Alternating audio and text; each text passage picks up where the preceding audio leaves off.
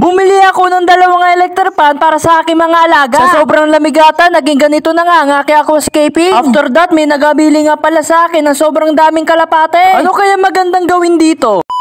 Isang araw nga pala, may bumisita nga pala sa akin. Bigla nga pala niya napansin yung aking mga bagong kalapate. Bali, galing nga pala yan sa aking followers. Bali, lilipat na nga pala siya ng ibang lugar. Hindi niya ito madadala, kaya naman ibebenta daw natin. Kung mahilig nga pala ako sa kalapate, ay naalagaan ko na nga ito. Nung napansin ko nga dito, mga katampi, medyo bata pa nga yung ilan. Ngayon, hindi ko na nga alam kung kanino mga magulang to. Ngayon, sinilip ko ni Tropa kung maganda daw ito. Sabi niya, maganda daw ang kulay. Habang sinisipat ni Tropa, ako naman ay hinihimas ko yung aking manok. Grabe mga katampi, pwede na ata to sa pangsabong. Ang kalaban niya, kaldero, sibuyas, toyo, parang adobo ang kakalabasan. Parang gusto ko tuloy bumili pa ng isang kalaro niya. After that, patuloy pa rin yung mga customer natin na bumibili sa ating mga repta. Bali sa Sabado mga katampi, mas dadagdagan pa natin yung ating mga isda. May mga kabataan nga na bagong dating at nagulat nga pala sila doon sa ating bagong kalapate. Sabi ko nga pala sa kanila ay mag-wow sila at bibidyoan ko sila.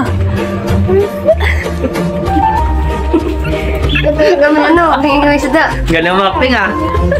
After that ay dumating na nga sa wakas yung ating binili na 2 electric fan. Bali by 1 take 1 nga pala yan mga katampi. Binili ko nga pala yan para sa aking alagang axolotl. Meron kasi nakapagsabi sa akin na follower na lagyan ko daw ng electric fan. Kaya naman masuno rin ako, bumili nga ako ng 2. Syempre may kasamang remote control yan para mabalance natin yung oras ng ating paggamit ng electric fan. Nung natapos ko nga pala siyang buuin ay tetestingin naman natin kung nagana. Sa kasamaang palad hindi pala nagana. Kaya naman agad ako lumapit, rekta pindot na nga lang. Tingnan natin kung hanggang saan yung lakas. Bali 8 nga pala yung number. Kaya naman ise-set up ko na nga pala ito sa aking aquarium. Malamang maraming magsasabi sa inyo na sana all. Sumusunod kasi ako sa request ng aking mga followers. Dito nga ay sineset up ko kung paano ko nga pala siya ilalagay. Medyo pangit nga pala yung appearance pero okay lang yan. Ginagamit ko nga pala ito mga katampi pag ako yung maalis ng bahay. Para pag natunaw yung yelo ay malalamigan pa rin sila. Pakisabi naman sa akin mga katampi kung tama yung pinagawa sa akin ng aking followers. So ayan mga katampi, nakasetup na nga para sa ating alagang axolotl. Kasi naman mga katampi, bala ko kasi talagang ito palakihin at mag-breed ng mga ganitong uri. Kahit magastos siya ay okay lang basta masaya ka. Syempre dapat balanse lang, wag naman dumating yung punto ikaw na may nawawalan. Nawawalan I mean wala kang electric fan pero sa alaga mo meron. Syempre biro lang yung mga katampi, tingnan mo naman si Diwata sobrang saya. Paglipas ng ilang oras, biglaan ko nga pala napansin dito yung kahoy para nagsasapot na. Kaya naman hindi ko malaman kung anong dahilan, baka naman ito sa electric fan. Sumobra yung lamig. After that mga katampi, ang cute talaga ng aking pusa. Bukas ulit.